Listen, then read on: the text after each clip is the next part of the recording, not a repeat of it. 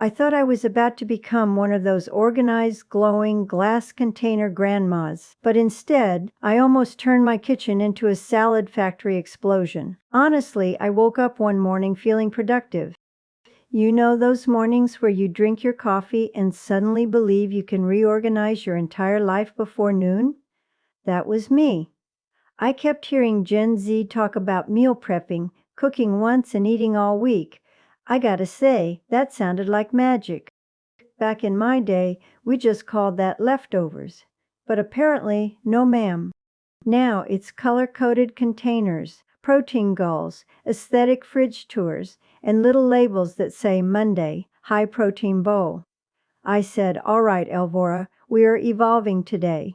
So I put on my comfy house shoes, tied my apron real tight, and made a plan. I watched a couple of those short videos where these young folks chop vegetables at lightning speed.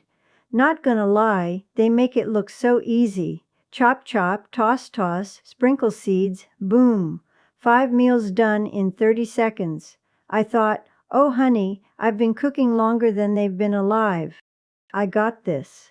First mistake, I bought way too many vegetables. Why did I think I needed 3 kinds of lettuce? Why did I buy kale like I'm running a smoothie bar? And don't even get me started on quinoa. I stood in the store holding that bag like, is this bird food or dinner? But I was committed.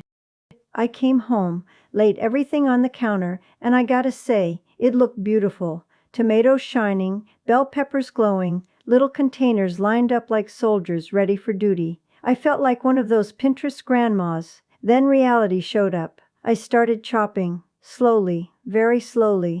Those Gen Z kids, they chop like they're auditioning for a cooking show. Me, I chop like I'm having a heart-to-heart conversation with every carrot. Now listen here, carrot, we are doing this together.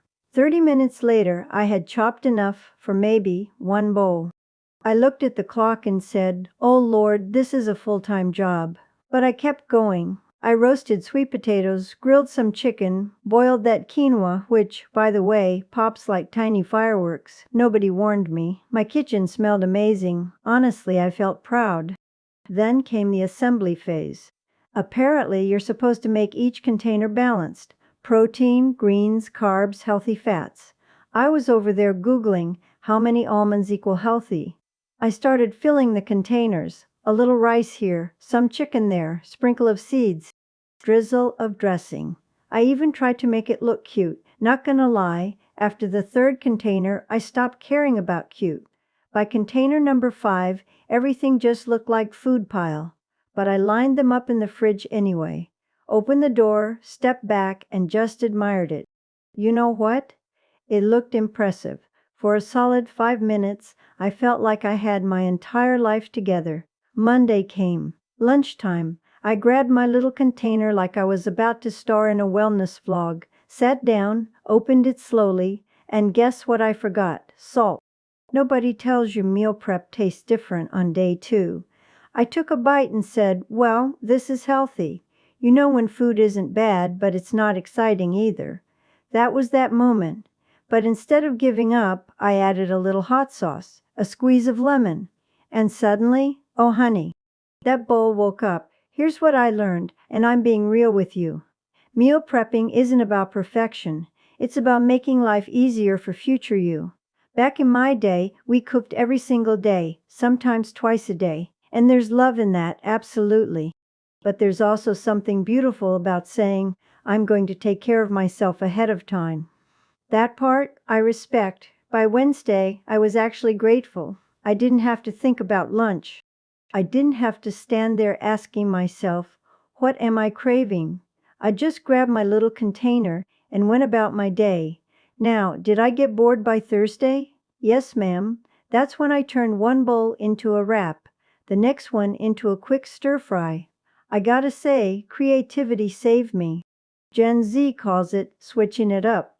We used to call it making do.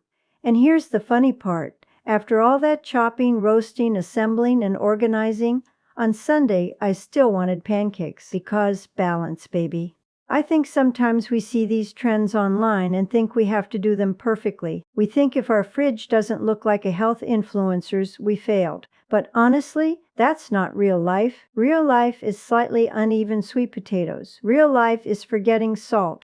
Real life is eating the same bowl 3 days in a row and saying, you know what? This is still good. And I'm proud of myself for trying something new. That's the part that matters. Learning doesn't stop at 25. It doesn't stop at 40. It doesn't stop at 60. If anything, I feel more playful now. I'm not trying to impress anybody. I'm just experimenting, seeing what fits, taking the good, leaving the rest. Meal prepping taught me something simple. Planning ahead is a form of self-love. And also, don't buy 3 bags of kale unless you truly mean it. Not gonna lie, my fridge does look a little more organized these days, and every time I open it, I smile. Not because it's perfect, but because I tried. So if you've been thinking about starting something new, whether it's meal prepping, working out, journaling, or just drinking more water, don't overthink it. Start messy, start funny, start imperfect. You might surprise yourself. All right, my sweet friends. If you enjoyed watching me turn my kitchen into a veggie laboratory, make sure you like this video and subscribe to the channel. I've got plenty more adventures coming, and trust me, I'm just getting started.